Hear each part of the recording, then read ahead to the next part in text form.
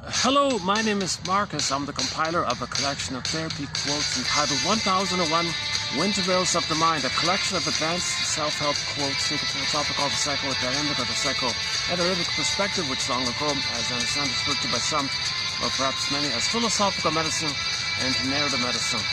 All part of the ongoing process to make the unconscious conscious. Where it was, ego shall be, they say.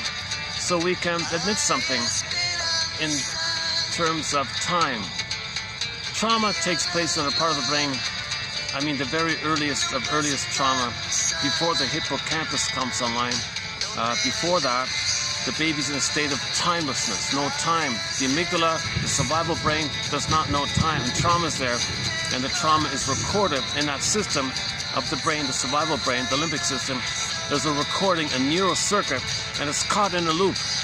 Repetition compulsion, pain took place, and the system wants to get out of this pain, so reach for mother, but mother does it wrong, and the pain is still there. Reach again. By the age of 3, this is a deep imprint, this is a deep circuit, and then by the time the hippocampus comes online, we're still driven by this past loop. So we're not really aware, even at the age of 3, what happened that early on. It's too painful, and we're cursed, jinxed, fate, destined, the cards you're dealt, to deal with this unresolved trauma called relational trauma, interpersonal trauma, developmental trauma, strain trauma, ambient trauma, which can telescope with prenatal trauma, birth trauma, and perinatal traumas. There's just so much pain going on for the poor baby. And now the baby coped. Yes, he survived.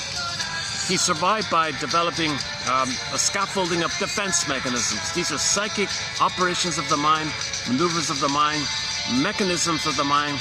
The baby does things called psychic defense. He's got to protect himself. He's defense mode, right? Against his own amygdala response, against the mother hurting him. He's got to protect himself. First thing he does is exile his soul. His budding beauty, his emerging self, who he'd be had he been loved. He's got to, it's in its bud mode, like budding mode. Well, freeze it up and send it away. Now, the budding mode of the being is called embodiment, the feeling self. Since it's called the feminine and the beingness, it'd be symbolized as a princess.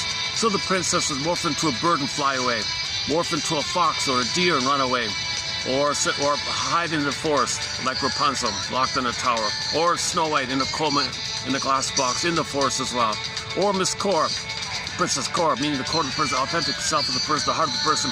Earth opens up, she gets pulled down.